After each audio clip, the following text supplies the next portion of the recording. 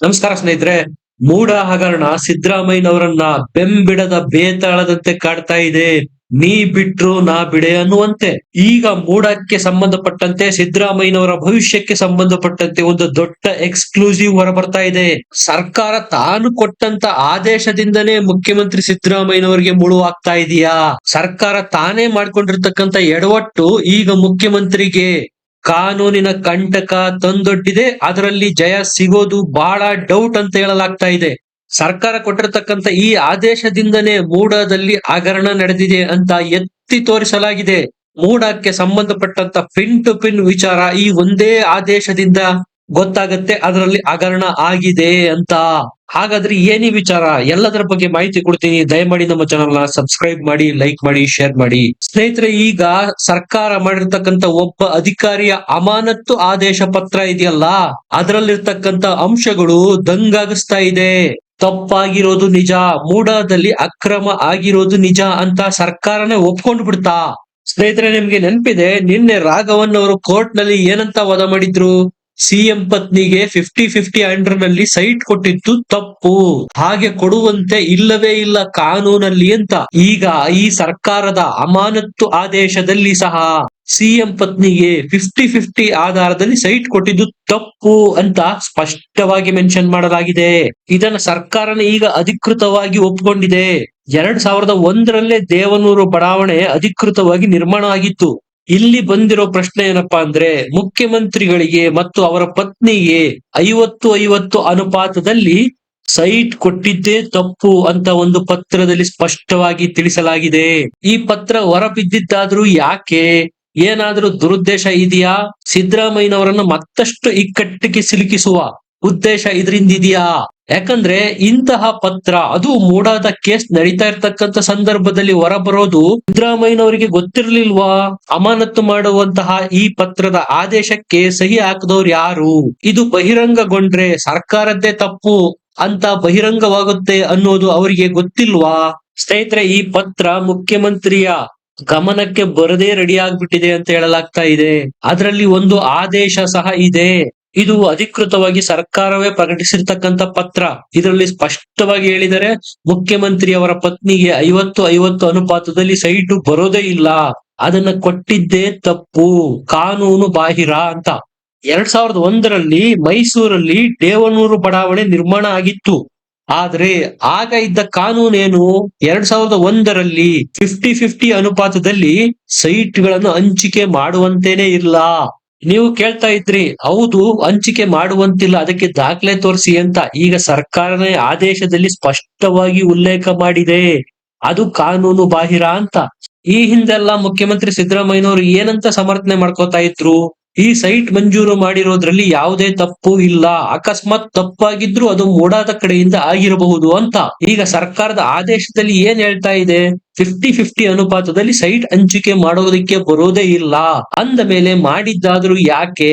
ಸರ್ಕಾರದ ತಪ್ಪಿಲ್ವಾ ಇದರಲ್ಲಿ? ಮೊದಲೇ ಕಾನೂನು ಹೋರಾಟ ನಡೆಸ್ತಾ ಇದ್ದಾರೆ ಮುಖ್ಯಮಂತ್ರಿ ಸಿದ್ದರಾಮಯ್ಯನವರು. ಹಲವಾರು ದಾಖಲೆಗಳು ಈಗಾಗಲೇ ಅವರ ವಿರುದ್ಧ ಇದಾವೆ. ಈಗ ಈ ಸರ್ಕಾರದ ಆದೇಶದ ಅಂಶಗಳು ಸಹ ಮುಂದೆ ಹೈಕೋರ್ಟ್ ನಲ್ಲಿ ಪ್ರಸ್ತಾಪಕ್ಕೆ ಬರ್ತವೆ. ಆಗ ಕಾನೂನಿನ ಕುಣಿಕೆ ಇನ್ನಷ್ಟು ಬಿಗಿಯಾಗೋದ್ರಲ್ಲಿ ಯಾವುದೇ ಸಂಶಯ ಇಲ್ಲ. ಮೂಡಾದ ಹಿಂದಿನ ಆಯುಕ್ತರಾಗಿದ್ದಂತಹ GT ದಿನೇಶ್ ಕುಮಾರ್ ಅವರನ್ನು ಸರ್ಕಾರ ಅಮಾನತ್ತು ಮಾಡಿ ಆದೇಶ ಹೊರಡಿಸಿತ್ತು. ಸರ್ಕಾರದ ಅಧೀನ ಕಾರ್ಯದರ್ಶಿಯವರು ಬರೆದಿರತಕ್ಕಂತ ಈ ಪತ್ರದಲ್ಲೇ ಮೆನ್ಷನ್ ಮಾಡಲಾಗಿದೆ, ಮುಖ್ಯಮಂತ್ರಿಯವರ ಪತ್ನಿಗೆ 50-50 ಅನುಪಾತದಲ್ಲಿ ಸೈಟ್ ಹಂಚಿಕೆ ಮಾಡಿದ್ದೇ ಕಾನೂನು ಬಾಹಿರ ಅಂತ. ನೀವೇ ಹೇಳಿ, ಈಗ ಕೋರ್ಟ್ ಅಲ್ಲಿ ನಡೀತಾ ಇರತಕ್ಕಂತ ವಾದ ಆದ್ರೂ ಏನು? ನಿಯಮ ಬಾಹಿರವಾಗಿ ಮುಖ್ಯಮಂತ್ರಿಯವರ ಪತ್ನಿ 50-50 ಅನುಪಾತದಲ್ಲಿ ಸೈಟ್ ಪಡೆದಿದ್ದಾರೆ ಅಂತ ಸರ್ಕಾರದ ಆದೇಶ ಪತ್ರ ಅಂದ್ರೆ ದಿನೇಶ್ ಕುಮಾರ್ ಅವರ ಅಮಾನತ್ತು ಆದೇಶ ಪತ್ರದಲ್ಲಿ ಇರೋದಾದ್ರೂ ಏನು? 50-50 ಅನುಪಾತದಲ್ಲಿ ಮುಖ್ಯಮಂತ್ರಿ ಪತ್ನಿಗೆ ಸೈಟ್ ಕೊಟ್ಟಿರೋದು ಕಾನೂನು ಬಾಹಿರ ಅಂತ. ಮ್ಯಾಟ್ರು ಕ್ಲೋಸ್ ಆಗೇ ಹೋಯ್ತಲ್ಲ. ಸರ್ಕಾರ ತಪ್ಪು ಮಾಡಿದೆ, ಹೆಚ್ಚು ಕಡಿಮೆ ರೆಡ್ ಹ್ಯಾಂಡ್ ಆಗಿ ಈ ಆದೇಶದ ಪತ್ರದ ಮೂಲಕನೇ ಸಿಲುಕಿ ಹಾಕಿಕೊಂಡಂತಾಯ್ತು. ಈ ಒಂದೇ ಒಂದು ಅಮಾನತು ಆದೇಶ ಪತ್ರ ಸರ್ಕಾರದಲ್ಲಿ ಆಗಿರ್ತಕ್ಕಂಥ ಗೋಲ್ಮಾಲ್ಗಳ ಬಗ್ಗೆ ಹಲವಾರು ಅಂಶಗಳನ್ನು ಬಿಚ್ಚಿಟ್ಟಿದೆ. ಇದೇ ನಾಳೆ ಹೈಕೋರ್ಟ್ ಅಲ್ಲಿ ಮುಖ್ಯಮಂತ್ರಿಗೆ ದೊಡ್ಡ ಹಿನ್ನಡೆ ಕೊಟ್ಟರು ಯಾವುದೇ ಅನುಮಾನಗಳು ಇಲ್ಲ. ಮೂಡ ಹಗರಣಕ್ಕೆ ಸಂಬಂಧಪಟ್ಟಂತೆ ನಿನ್ನೆ ಮೊದಲ ತಲೆದಂಡ ಆಗಿತ್ತು, ಅದು ಮೂಡಾದ ಮಾಜಿ ಆಯುಕ್ತರಾದ ದಿನೇಶ್ ಕುಮಾರ್ ಅವರನ್ನು ಸಸ್ಪೆಂಡ್ ಮಾಡೋ ಮೂಲಕ ಈಗ ಅದೇ ಆದೇಶ ಪತ್ರ ಈಗ ಸಂಚಲನ ಸೃಷ್ಟಿ ಮಾಡ್ತಾ ಇರೋದು. ಕ್ಲಿಯರ್ ಕಟ್ ಆಗಿ ಮೆನ್ಷನ್ ಮಾಡ್ಬಿಟ್ಟಿದ್ದಾರೆ. 50-50 ಆದೇಶದನ್ವಯ ಸಿದ್ದರಾಮಯ್ಯ ಅವರ ಪತ್ನಿಗೆ ಸೈಟ್ ಕೊಟ್ಟಿದ್ದೇ ತಪ್ಪು. ಈ ತಪ್ಪು ಮಾಡಿದಂತಹ ಅಂದಿನ ಮೂಡ ಆಯುಕ್ತರಾದ ದಿನೇಶ್ ಕುಮಾರ್ ಅವರನ್ನು ಅಮಾನತ್ತು ಮಾಡಲಾಗಿದೆ. ಇಲ್ಲಿ ಮುಖ್ಯಮಂತ್ರಿ ಪತ್ನಿಗೆ ಗಿಫ್ಟ್ ಡೀಡ್ ಆಗಿ ಬಂದಂತ 3 ಎಕರೆ 16 ಗುಂಟೆ ಜಾಗ ಮುಖ್ಯಮಂತ್ರಿ ಅವರ ಬಾಮೈದ ಪರ್ಚೇಸ್ ಮಾಡಿದ್ ಯಾವಾಗ 2001ರಲ್ಲಿ. 2009ರ ಇಂದಿನ ಯಾವುದೇ ನಿವೇಶನಗಳಿಗೆ 50-50 ಅನುಪಾತ ಅನ್ವಯ ಆಗಲ್ಲ ಅಂತ ಗವರ್ನಮೆಂಟ್ ಆದೇಶನೇ ಇದೆ. ಅಂದ್ರೆ ಇಲ್ಲಿ ಸೈಟ್ ಅಲಾಟ್ಮೆಂಟ್ ಆಗಿದ್ದು ಯಾರದ್ದು ಇನ್ಫ್ಲೂಯೆನ್ಸ್ ನ ಮೇಲೆ ಪಕ್ಷಪಾತವಾಗಿ ಕಾನೂನು ಬಾಹಿರ ನಡವಳಿಕೆ ಸ್ಪಷ್ಟವಾಗಿ ಎದ್ದು ಕಾಣ್ತಾ ಇದೆ. ಈಗ ಹೈಕೋರ್ಟ್ ನಲ್ಲಿ ದೂರುದಾರರ ಪರ ವಕೀಲರೇನು ವಾದ ಮಾಡ್ತಾ ಇದ್ದಾರೆ, ಅವರಿಗೆ ಬಯಸದೇ ಬಂದ ಭಾಗ್ಯ ಈ ಆದೇಶ ಪತ್ರ.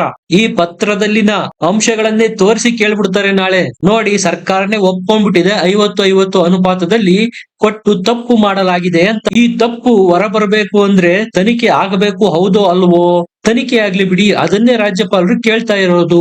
ಈ ವಾದ ಬರುತ್ತೆ ಕೋರ್ಟ್ ಅಲ್ಲಿ. ಇಷ್ಟೆಲ್ಲ ಸಂಕಷ್ಟ ಕೊಡುತ್ತೆ ಈ ಪತ್ರ ಅಂತ ಗೊತ್ತಿದ್ರೆ ಮುಖ್ಯಮಂತ್ರಿ ಸಿದ್ದರಾಮಯ್ಯನವರು ಇದರ ಬಗ್ಗೆ ಗಮನ ಕೊಡ್ತಾ ಇದ್ರು. ಆದ್ರೆ ಅವರ ಗಮನಕ್ಕೆ ಬರದೆ ಏನಾದ್ರೂ ಈ ಪತ್ರ ರಿಲೀಸ್ ಆಗಿದೆಯಾ? ಕಾಣದ ಕೈಗಳೇನಾದ್ರೂ ಸಿದ್ದು ವಿರುದ್ಧನೇ ಸಂಚು ಮಾಡೋದಿಕ್ಕೆ ಶುರು ಮಾಡಿವೆಯಾ? ಆ ಪ್ರಶ್ನೆಗಳು ಸಹ ಈಗ ಮೂಡೋದಕ್ಕೆ ಶುರುವಾಗಿದೆ. ನಿಮಗೆ ಗೊತ್ತಿರಬಹುದು, ಈಗಾಗಲೇ ಮುಖ್ಯಮಂತ್ರಿ ಹುದ್ದೆಗೆ ಮ್ಯೂಸಿಕಲ್ ಚೇರ್ ವಾರ್ ಶುರುವಾಗಿದೆ. ದಿನಂಪ್ರತಿ ಒಬ್ಬೊಬ್ಬ ಹೊಸ ಮುಖ್ಯಮಂತ್ರಿ ಹುದ್ದೆಯ ಆಕಾಂಕ್ಷಿಗಳು ಸೃಷ್ಟಿಯಾಗ್ತಾ ಇದ್ದಾರೆ. ಹೆಚ್ಚು ಕಡಿಮೆ ಸಿದ್ದೂರ ಆಸುಪಾಸಿನಲ್ಲೇ ಇರಬಹುದು ಅವರ ಹಿತಶತ್ರುಗಳು. ಏನಾದ್ರೂ ಮಾಡಿ ಈ ಬಾರಿ ಸಿದ್ದರಾಮಯ್ಯನವರನ್ನ ಪಾತಾಳಕ್ಕೆ ತುಳಿಯಲೇಬೇಕು ಅಂತ ಅವರದ್ದೇ ಪಕ್ಷದ ನಾಯಕರು ಈ ರೀತಿಯ ಷಡ್ಯಂತ್ರವನ್ನು ಸಹ ಮಾಡಿರೋದಕ್ಕೂ ಸಾಕು.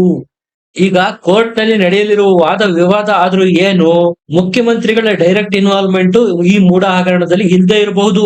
ಆದರೆ ಈ ಹಗರಣಕ್ಕೆ ಸಂಬಂಧಪಟ್ಟಂತ ಡಿನೋಟಿಫಿಕೇಶನ್ ಆಗಿರೋದಿರ್ಬೋದು, ಬಡಾವಣೆ ನಿರ್ಮಾಣ ಆಗೋದಿರ್ಬೋದು, ಸಿದ್ದರಾಮಯ್ಯನವರ ಬಾಮೈದ ಆ ಜಮೀನನ್ನ ಖರೀದಿ ಮಾಡೋದ್ರಿಂದ ಹಿಡಿದು ಸಿದ್ದೂರವರ ಪತ್ನಿಗೆ ಗಿಫ್ಟ್ ಡೀಡ್ ಆಗಿ ಕೊಟ್ಟಿರೋದರವರೆಗೂ ಏನೆಲ್ಲ ಘಟನಾವಳಿಗಳು ಆಯ್ತೋ ಆ ಎಲ್ಲ ಸಂದರ್ಭದಲ್ಲಿ ಸಿದ್ದರಾಮಯ್ಯನವರು ಒಂದಲ್ಲ ಒಂದು ಪ್ರಭಾವಿ ಹುದ್ದೆನಲ್ಲಿ ಇದ್ರು. ಅದು ಉಪಮುಖ್ಯಮಂತ್ರಿ ಆಗಿರ್ಬೋದು, ಪ್ರತಿಪಕ್ಷದ ನಾಯಕರಾಗಿರ್ಬೋದು. ಅಂದ್ರೆ ಇನ್ಫ್ಲೂಯೆನ್ಸ್ ಮಾಡಿದ್ದಾರೆ ಅಂತ ತಾನೇ ಈಗ ಕೋರ್ಟ್ ನಲ್ಲಿ ವಾದ ನಡೀತಾ ಇರೋದು. 2009ರ ಇಂದಿನ ನಿವೇಶನಗಳಿಗೆ 50-50 ಅನುಪಾತ ಅಪ್ಲೈ ಆಗಲ್ಲ ಅನ್ನೋದು ಅಧಿಕಾರಿಗಳಿಗೆ ಗೊತ್ತಿರ್ಲಿಲ್ವಾ? ಗೊತ್ತಿತ್ತು.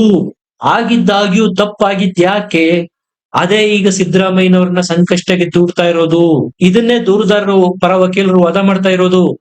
ಕರೆಕ್ಟ್ ಆಗಿ ಗೊತ್ತಾಗ್ತಾ ಇದೆ, ಇಲ್ಲಿ ಇನ್ಫ್ಲೂಯೆನ್ಸ್ ಆಗಿದೆ. ಕಾರಣದ ಕೈಗಳ ಒತ್ತಡಕ್ಕೆ ಸಿಲುಕಿದಂತಹ ಅಧಿಕಾರಿಗಳು 50-50 ಅನುಪಾತದಲ್ಲಿ ಪಾರ್ವತಮ್ಮರಿಗೆ 14 ಸೈಟ್ಗಳನ್ನು ಕೊಟ್ಟಿದ್ದಾರೆ. ಅದು ತನಿಖೆಯಿಂದ ಮಾತ್ರ ಹೊರಬರೋದಕ್ಕೆ ಸಾಧ್ಯ. ಅದಕ್ಕೆ ಅವಕಾಶ ಮಾಡಿಕೊಡ್ಬೇಕು ಅಂತ ಈಗ ಕೋರ್ಟ್ ನಲ್ಲಿ ವಾದ ನಡೀತಾ ಇರೋದು. ಆ ಅಮಾನತು ಆದೇಶ ಪತ್ರನ ನೀವೇನಾದ್ರೂ ಓದಿದ್ರೆ ಸ್ಪಷ್ಟವಾಗಿ ಗೊತ್ತಾಗುತ್ತೆ, ಡೀಟೇಲ್ಡ್ ಆಗಿದೆ ಇದು ಅಂತ.